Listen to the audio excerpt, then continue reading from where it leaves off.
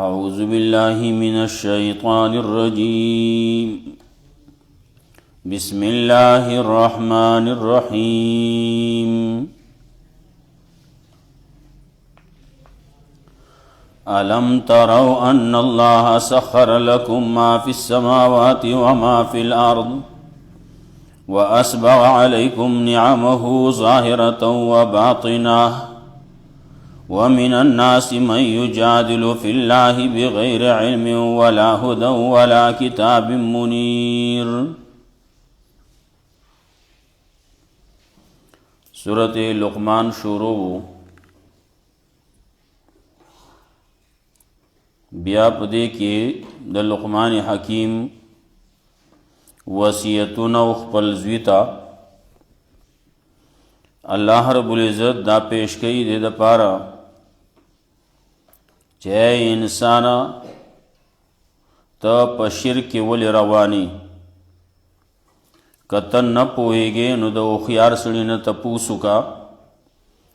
لقمان حکیم دی، پوهه سړی دی، د حکمت خبرې کوي، نو د هغه خبره واوره. په هر دور کې هوښیار خلک یي او هوښیار هغه یي چې هغه الله باندې ایمان لري، د الله په رسول ایمان لري، د الله او د الله د رسول تابعداري کوي، د شرک نه، د بدعاتو نه، رسوماتو نه ځان بچ ساتي. دغه سړی هوښیار دی. دا نه چې ځان له مال او دولت جمع کوي، نه، مال او دولت جمع کول دا خو د بل دپاره کیږي. سړی ځان له څه جمع کی، زما به پکاریږي، نو کله پکاریږي، سفر ډیر اوږد دی، زاد راه د لارې خرچه، د لارې توخه ډیره کمه ده. دی چې روان دی نو د ده انتها په مرګ باندې نه ده چې دی مړ شو جو خبره خلاصه شوه، نه، مخې ته قبر دی، برزخ دی، بیا حشر دی، او بیا رستو مسلمان دی نو د هغه ټیکانه جنت دی، کافر دی نو د هغه ځای جهنم دی. هغه ځای ته په رسېدو کې ډېر وخت لګي، د هغې دپاره توښه پکار ده. نو دغه توښه څه دي؟ دا قرآن کریم باندې عمل کول، د پیغمبر په طریقې باندې عمل کول، د الله حکم منل، د پیغمبر طریقې باندې عمل کول. دې ته دغه سړي ته هوښیار وایي. ولې دی د خپل ځان غم ور سره دی چې زما سره به مخې ته څه کېږي.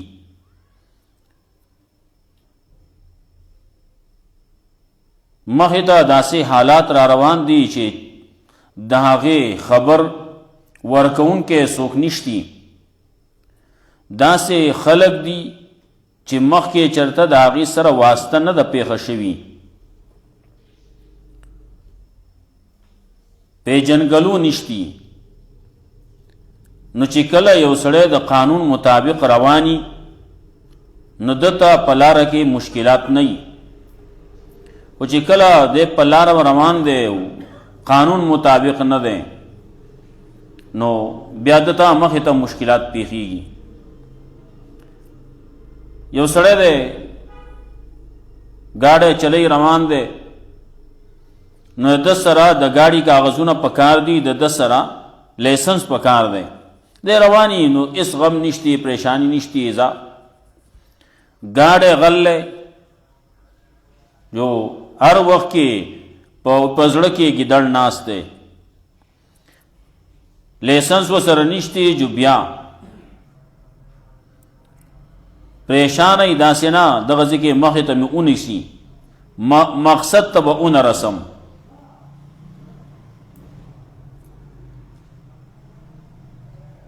دغسې یو سړی روان دی په داسې علاقه باندې ورتیریږي چې هغه ممنوع علاقه ده،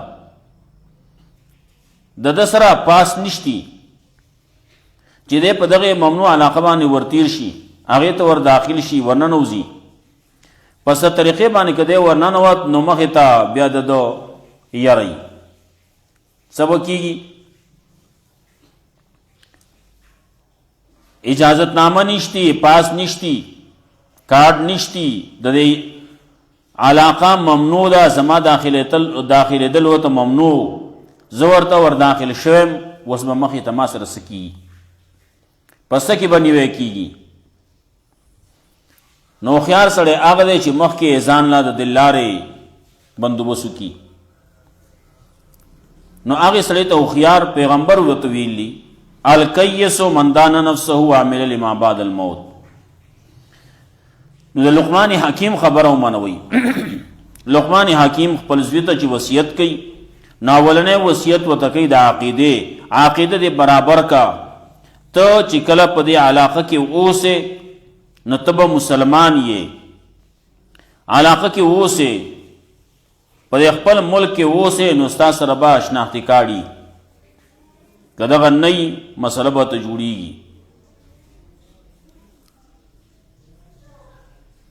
نو لا تشرک بالله وی، عقیده بستا د قرآن او د سنت مطابقی، د توحید عقیده بری، د شرک رد بی. ولې شرک خو غټ ظلم دی. د مور و پلار خبره وکړه، مور و پلار سره احسان کوا، مور د هغې بیان نور تکلیفونه د ده اولنی ذکر کړه چې مور د ده سره څومره ښېګړه په ابتدا کې کړله، او دی بیا هم د مور خبره نه مني، د مور خیال نه ساتي، د هغې سره ښه سلوک نه کوي. دغه سړی چې د مور و پلار نافرمانی په دنیا کې هم د ستړی، ستومانی، ذلیلی، رسوایی، هر وخت کې د په پریشانو کې، په عذابونو کې.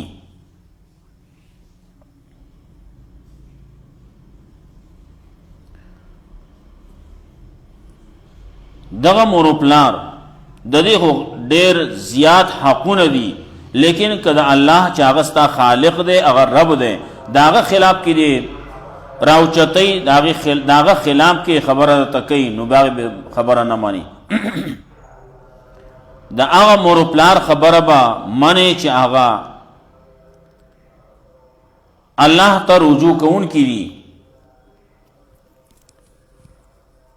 بیا وی عمل خبره کوي، عمل چې څومره دی کړلی، نو هغه عمل که هغه د اوري د دانې مقدار دی، ښه دی او که بد دی، الله به تا ته مخامخ کوي، د هغې بدله به تا ته میلاویږي. عمل په لحاظ سره د مانځه خبره وه، امر بالمعروف نهی عن المنکر خبره وه، د دې په مقابله کې تکلیف در رسولی کېږي به، نو صبر به پې کوې. تذکره بیا د دې وه د معاشره کې چې اوسېږي نو څنګه به اوسېږي. خلکو ته به خپل ځان ذلیله کې نه، خپل ځان، خپل ګناه دا به بل ته نه ورانې، خپل سټ به بل ته نه کته کې. خپل سټ چې کږې نو الله ته یې کوک کا. ځمکه باندې چې ګرځې نو په تکبر، په فخر باندې، په لویۍ باندې دې باندې به نه ځې. ولې الله رب العزت دې سړی نه خوښوي چې هغه فخر کوونکی، هغه تکبر کوونکی، لویي کوونکی، ستاینې کوونکی، د خپل ځان ستاینې کوي، او بل ته وایي ته زما تعریف وکړه. بیا دارنګې د تلو خبره کوي، په تلو کې میانه روي اختیار کا، منډې مه وهه، او رو رو مزه چې رو رو ځې نو هم خبره ورانېږي.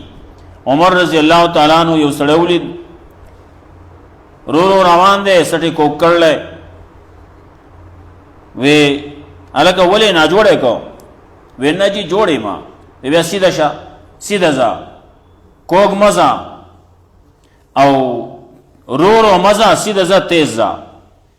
ستا تله چې دی دا د فخر دی، د تکبر دی، چې خلک ما ته دا ووایي چې دا سړی ډېر تم متواضع سړی دی، ډېر عاجز، الله ته عاجزي کوونکی، دا الله ته عاجزي کې، الله ته عاجزي په زړه کې اتلو کې نه ده. ما پرون ویلو رسول الله صلی الله علیه وسلم تلو هغه په قلاره باندې و، لیکن چې تبا نو داسې بتلو لکه بعضې احادیثو کې راځي د برې نه چې سړی ښکته کوزیږي داسې به ته خپله لاره ویسې کوله او سړی چې د برې نه ښکته کوزیږي د هغې دغه د تواضع حالت دی د الله د بندګۍ حالت دغه دی نو چې تلو به نو هر سړی به ورسره تګ نشو کولی او په قلار روانو لیکن په داسې انداز روانو چې هر سړی به ورسره نشو تلی بعضې خلکو به ورسره منډې والي وغضض من صوتک خپل آواز ښکته ساته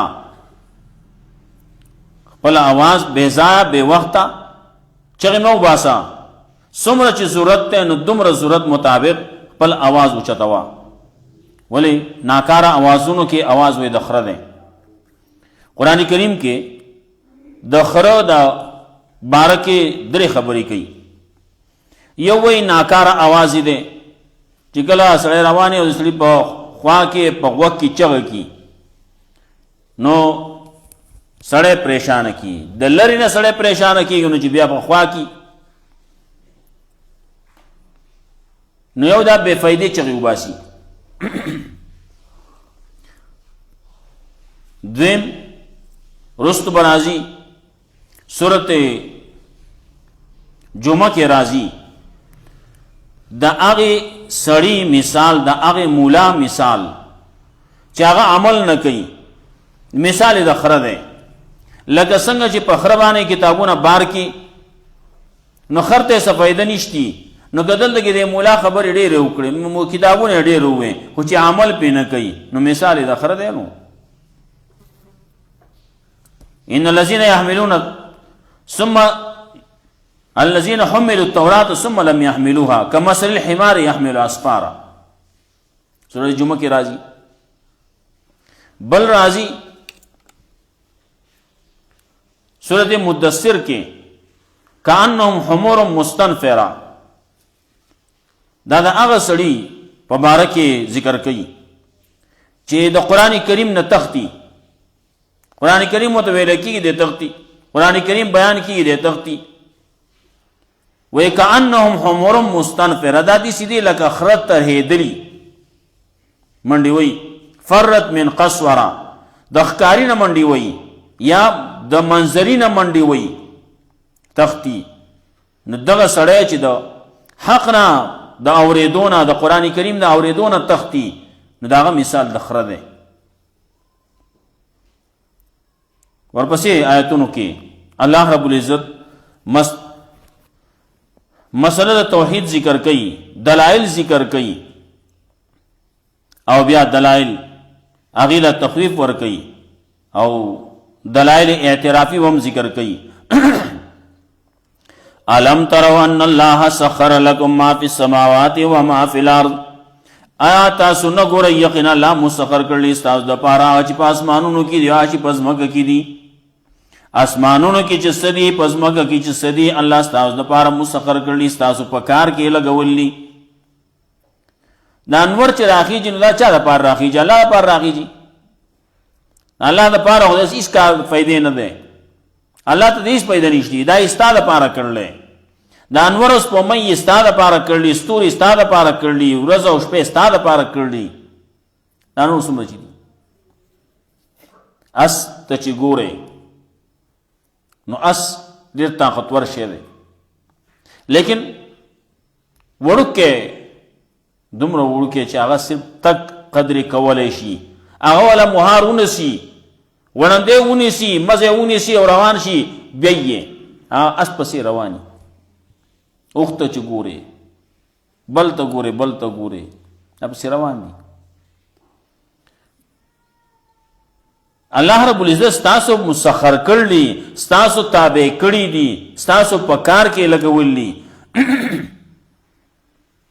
نو ته څه وکړه ته هغه وکړه چې الله ته څه دپاره پیدا کړی که نه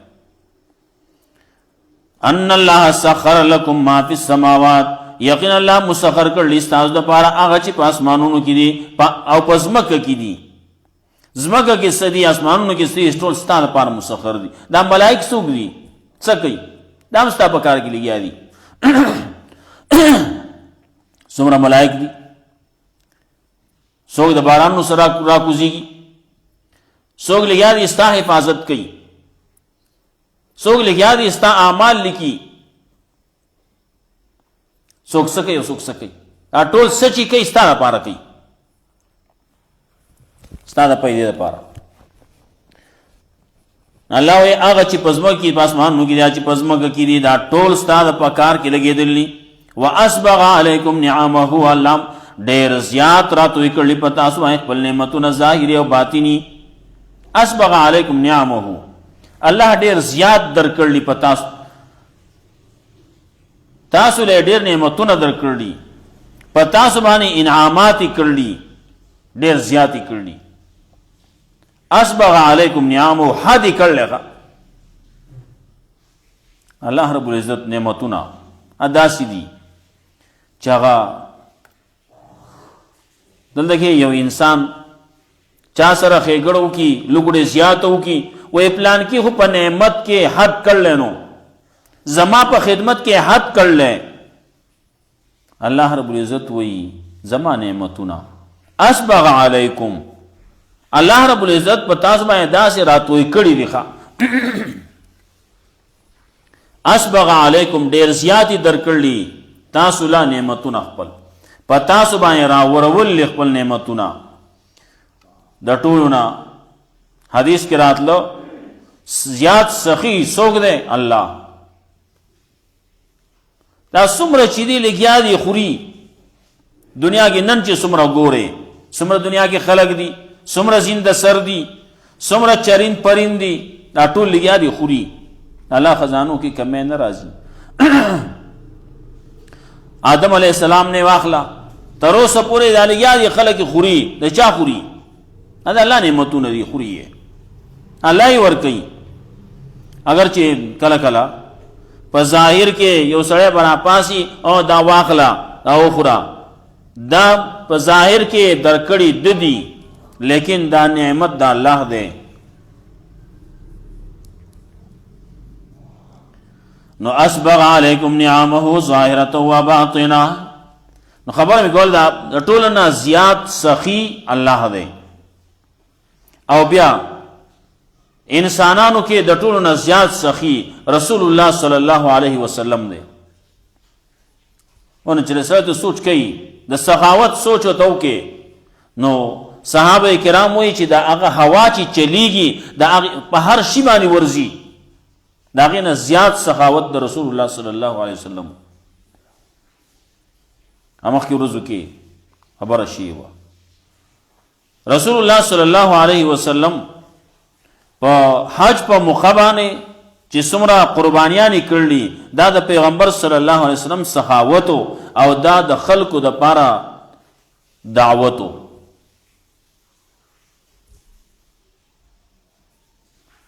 دا نه چې قرباني کې دا ګوره خو ساروي ضایع کېږي، هلته کې څومره ساروي حلالېږي.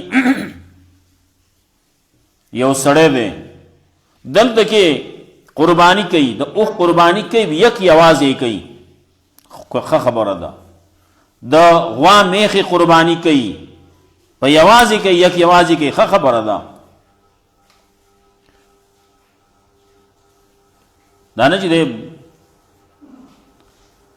سوی ساروی ضایع کوي، مال ضایع کوي، ضایع کوي نه. دا خو د ثواب د ګټلو یو وخت دی او په دغه طریقې باندې کېږي، او دا ورځې د خوراک سکاک دي، نو دې کې خلق ولا ورکوي چې اخري.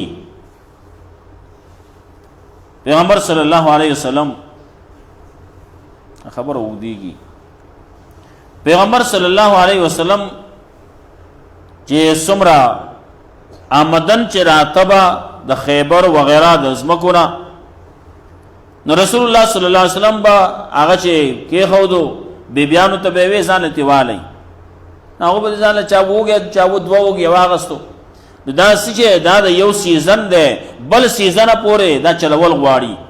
په کار دا دی چې ځان له غټې غټې خمبې جوړې کړې وې، غټ غټ کندوانه وو، دا غټ غټ صندوقونه جوړ کړي، په هغې کې دا شیزونه سټاک کولی. ولې دا خو د بل سیزنه پورې چلول غواړي. موږ بس چل کو. نو وګه واغستون وګه څومره کیږي؟ نو وګه څو ده؟ 3.5 کیلو. نو 3.5 کیلو ده. نو 3.5 کیلو کې څه کیږي؟ څومره سړی به پایږي؟ د یو تن به څومره کیږي؟ دا 3.5 کیلو غنم دي، 3.5 کیلو وربشي دي، 3.5 کیلو کجوره ده. نو دا به څومره کیږي چې بل شی نه وي؟ نو او به دغه واغسته. نور رسول الله صلی الله علیه وسلم دا وایي ورکوي خلکو له غریبانو له ورکوي. غریبانو باندې تقسیمېدو څه شی به پاتې نه شو. آخر کې پیغمبر صلی الله علیه وسلم چې کله وفات کېدو نو د یو څو وګو وربشو په مقابله کې د هغه زغره په ګانه کې پرته ده. دا د پیغمبر حال دی، سردار دو جهان دی. دا حال دغه دی دنیا په لحاظ سره. ځان له څه شی نه پاتې کوي ورکوي. واسبغ علیکم نعمه او ډېر رات وی کړلی په تاسو باندې ډېرې درکړلي تاسو له نعمتونه خپل ظاهر او باطن.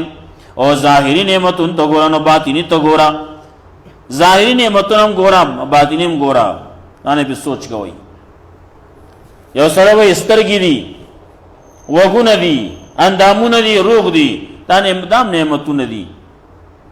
سړی په جامه باندې په بدن باندې پټ دی، کور دی، پر لپورې ډوړې خوري. دا نعمت دی. و باطنه باطنی نعمت. ظاهر ته چې ګوره باطن ته چې ګوره دنه اندرون کې یو سړی په خېټه کې په سینه کې اور بلیږي چل بکی ټول تاویږي را تاویږي. علم معمولی غونته کې مروړ پکې راشي د تاویږي را تاویږي. معمولی دړ پې راشي خېټه کې دنه اسه چي دي دغه ته ګوره. ظاهري نعمتونه باطنی نعمتونه ګوره. ومن الناس من یجادل فی الله. بعض د خلقنا غدي جګړې کوي د الله په باره کې، د الله د توحید په باره کې بغیر علم پنا پوهه باندې. ولا هدن هدایت وسره نشته، ولا کتاب منیر نو سره کتاب کارشتي کار کتاب غټ کتاب رڼا کون کې کتاب وسره نشتی. لګیا دي الله په باره کې جګړې کوي، د الله توحید په باره کې جګړې کوي. وای نه دا وای الله پلان کیسی موار کړل، د تبي سیموار په کې پلان کړي، د بادو سیموار په کې پلان کړي، او د سرخو کې سیموار په کې پلان کړي، د دانی سیموار په کې پلان کړي. دا اوس دوه هر څه تقسیم کړلی او جګړې کوي په دې باندې. نو دا الله پیدا کول ولې وای؟ نو الله پیدا کول نه دې لپاره پیدا کول چې د الله سره شریک وا. خلک وای ما ګیره پلاس کې درنه تاو وستا او نه الله دا پیدا کړو نو ته د څه پاره چې ته د الله سره شریکان کوا، الله سره برخیز کوا. دې زمانه بس کو. وَإِذْ قَالَ لُقْمَانُ لِابْنِهِ کله چې لقمان حکیم خپل زوی ته وصیت کاو، وهو یعظه دې وته نصیحت کې واس کې وته کې یا بني لا تشرک بالله چې بچیا شرک مکو د الله سره، ان الشرک لظلم عظیم. یقینا شرک دې ډېر غټ ظلم. ووصينا الانسان بوالديه او موږ وصیت کړه حکم کړه انسان ته مور او پلار په باره کې حملته امه وهنا لا وهن وجد کړه دلرا مور د کمزورتیا له پاسه په کمزورتیا باندې او فیصالو فی عامین او په ور کول دل په دوه کالو کې انشکر لله انشکر لی. الله دا حکم کړل چې او شکریا ادا کو زما ولي والدې کو د پر مور او پلار الی المصير زما طرف دې راګرځیدل و ان جاهدا کا. اگر امور و پلان تا باندې کوشش کې اعلان تو شرک به چې شرک دیو کې تماس را مال ایسل کبه علم ناس چې نشته تاسو پاغه باندې سائل هم دلیل. فلا توته ما خبر به نه من و صاحبهما فی الدنيا معروفا او ژوند تیرو دې دواړو سره په دنیا کې په خسته طریقې باندې وتبع سبیل من اناب الیا او تابعداری کوا دلار د هغه چا چې انابت کوي ماتا رجوع کوي ماتا. ثم الی مرجعکم بیا زما طرف ته راګرځیدل تاسو دی فون ابيکم نو خبر بدر کوم تاسو له ما کنتم تعملون پاس مې تاسو کوم عمل کاو. یا بني انها ان تکم مسقال حبه اے بچیا یقینا خبر دادا قصه دادا ان تکم مسقال حبه کچری دا عمل په مسقال په مقدار د دانې د اوروي فتکن فی صخرة نو دائی پا یو گٹ رکی او فی السماوات او فی الارض یا پا بل زی کی پاس مانو کی یا پا زمگا کی آتی بھی اللہ نو اللہ بے راولی ان اللہ لطیف خبیر یقین اللہ دے بارک بین خبردار یا بنی اے بچیا اقیم الصلاة قائم و مانزل روا امر بالمعروف ونہان المنکر حکم کو خلق تدنے کئی دا توحید ونہان المنکر ما کو خلق دا بدین دا شرکنا واصبر علی ما اصابک او صبر کو پاسمانی تاتکم در رسی ان ذالک من عزم الامور یقینا دا اوچتو کارونونا ولا تصائر خدک للناس او مکہ گوا خپل سٹ یا خپل مخ دا پار دا خلقو ولا تمشی فی الارض مرحا او مگر زا پزما کی پتکبر ان اللہ لا يحب کل مختار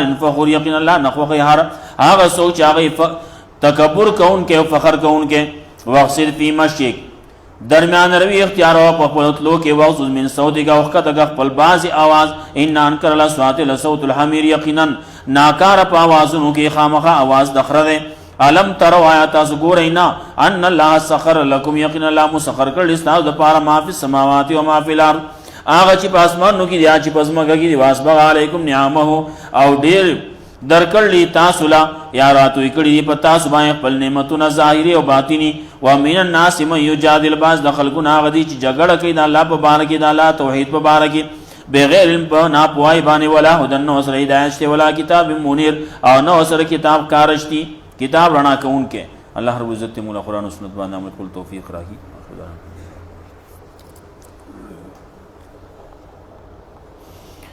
نام اقلی عذاب کے متمسک